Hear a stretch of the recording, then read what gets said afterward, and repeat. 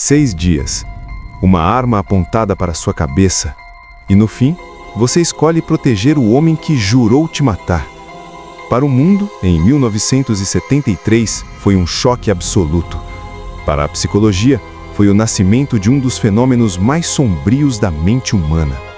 Imagine estar preso em um banco, sob terror constante, e descobrir que o seu maior inimigo se tornou seu único aliado. Isso aconteceu e mudou para sempre o que sabemos sobre sobrevivência e trauma. Bem-vindo aos Segundos de Tensão. Se você busca histórias reais que desafiam a lógica, você está no lugar certo. E antes de continuar, se você é novo por aqui, se inscreve agora e ativa o sininho. Toda semana eu trago casos que vão questionar tudo o que você acredita sobre a natureza humana. Estocolmo, Suécia, 23 de agosto de 1973, 11 da manhã. O Credit Banken, um banco imponente na praça Norrmalmstorg, vive uma manhã tranquila. Clientes discutem taxas, o som de carimbos preenche o ar. A normalidade está prestes a ser estilhaçada. As portas se abrem. Um homem entra. Cabelo comprido, óculos escuros, jaqueta de couro pesada. Ele caminha com uma calma que gela o sangue. Debaixo da jaqueta, uma metralhadora. Jan Erik Olsson, ex-presidiário de 32 anos, levanta a arma e dispara contra o teto. O estampido ecoa nas paredes de mármore como um trovão. Gritos, vidros explodindo, pânico total. Ninguém se mexe. Em segundos, 4 funcionários são isolados. Christine Enmark, Birgitta Lundblad, Elisabeth Oldgren e Sven Safström. 4 pessoas comuns. Eles não sabiam que os próximos 6 dias seriam um mergulho no abismo da psique humana. As polícias cercam o prédio em minutos. Atiradores de elite ocupam os telhados. A praça vira um campo de guerra. Mas Olsson tem um plano audacioso. Sua primeira exigência não é dinheiro, é a libertação de Clark Olofsson, o criminoso mais famoso da Suécia, cumprindo pena por assaltos à mão armada. Ele quer seu parceiro ao seu lado. E aqui o governo comete um erro histórico. Eles atendem ao sequestrador. Por quê? Pressão da mídia, inexperiência em negociação, medo de um massacre ao vivo na TV. A Suécia nunca havia enfrentado algo assim.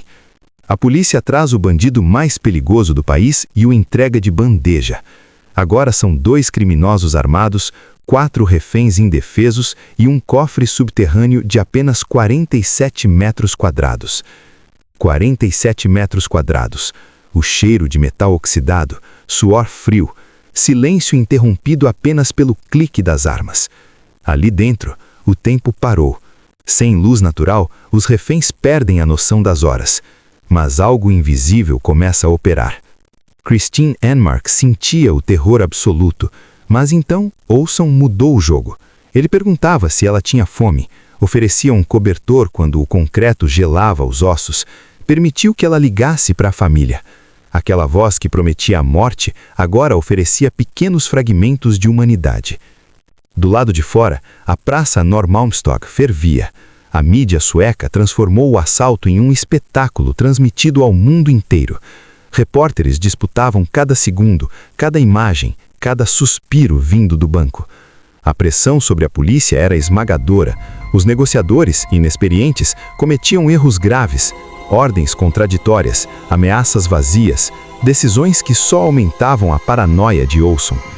Para quem estava dentro do cofre, o mundo exterior parecia mais caótico e perigoso do que os homens armados ao seu lado. A polícia falava em invasão, em gás lacrimógeno, em sacrifício aceitável. Christine ouvia tudo pelo telefone, e sua lógica virou do avesso. Para ela, o perigo já não era o homem com a metralhadora, era a polícia que ameaçava invadir. Olsson deu a ela um casaco quando ela tremia. A polícia oferecia o risco do fogo cruzado. Quem era o verdadeiro inimigo? Num estado de dependência absoluta, onde Olsson controlava cada batida de seu coração, cada gole de água, cada ida a banheiro, o cérebro de Christine ativou uma blindagem psicológica. Ela precisava acreditar que seu captor era bom, porque aceitar que ele era um monstro significava aceitar que ela podia morrer a qualquer segundo, e essa verdade era insuportável. Então aconteceu o impensável. No terceiro dia, Christine ligou para o primeiro-ministro Olof Palme. Sua voz não era de uma vítima implorando socorro, era de uma aliada furiosa. Estou decepcionada com você. Você está brincando com nossas vidas. Eu confio totalmente no Clark e no Ian. Não tenho medo deles. Tenho medo do que a polícia vai fazer. O país inteiro ouviu, em silêncio atordoado. A mulher estava defendendo os seus sequestradores, contra o governo, ao vivo. Se você está sentindo a mesma perturbação que eu senti ao pesquisar isso, deixa o like agora. Isso ajuda mais pessoas a descobrirem histórias como essa. E fica até o final, porque o que aconteceu no sexto dia ninguém esperava. Os dias no cofre criaram uma realidade alternativa. Histórias eram compartilhadas, risadas nervosas surgiam entre o terror. A comida era dividida. Olson falava da infância difícil, da solidão, da vida à margem. Ele deixou de ser apenas o sequestrador. Tornou-se Jen, um homem. Birgitta, Elizabeth e Sven também entraram nesse estado psicológico. A conexão emocional virou a única proteção contra o medo da morte iminente. No quinto dia, algo impensável. Os reféns começaram a ajudar na vigilância enquanto os sequestradores dormiam. A linha entre vítima e agressor não estava apenas borrada, ela havia desaparecido. Sexto dia, a polícia decide acabar com aquilo. O teto do cofre é perfurado, o som das britadeiras ecoa como uma sentença de morte. Quando o gás CS, o mesmo usado em guerras, começa a entrar, o espaço vira um inferno sufocante. Os olhos ardem, os pulmões queimam, a pele começa a pinicar como 1000 agulhas. Mas os reféns não correram para a salvação. Eles se agruparam ao redor de Olson e Olofsson, formaram um escudo humano. Christine gritava desesperada para que a polícia não atirasse. Quando tudo terminou, as câmeras registraram uma cena que o mundo não conseguia processar. Abraços, lágrimas, despedidas, promessas de reencontro.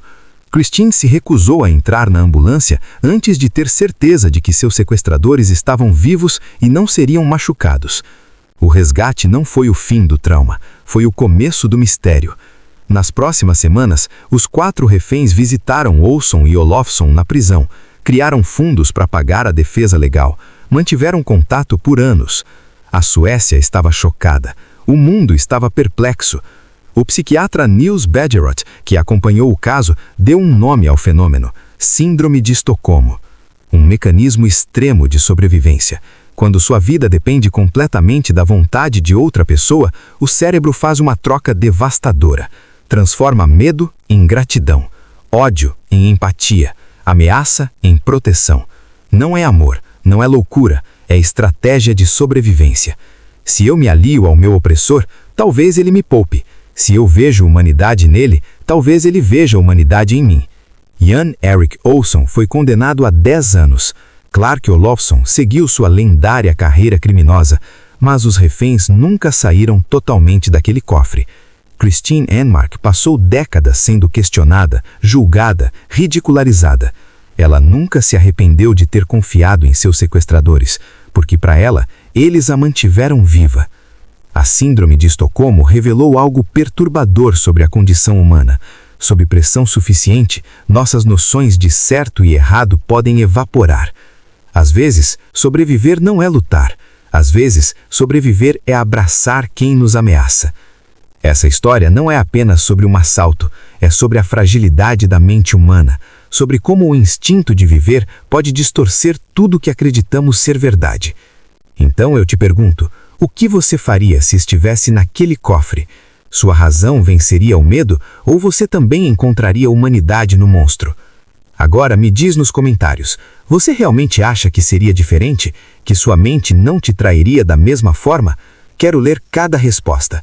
E se você chegou até aqui, o próximo vídeo que você precisa assistir está aparecendo na tela agora.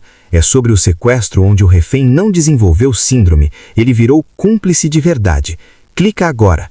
E se ainda não está inscrito nos Segundos de Tensão, se inscreve, porque toda quinta-feira eu trago histórias reais que vão desafiar tudo o que você pensa saber sobre si mesmo. Nos vemos na próxima Tensão.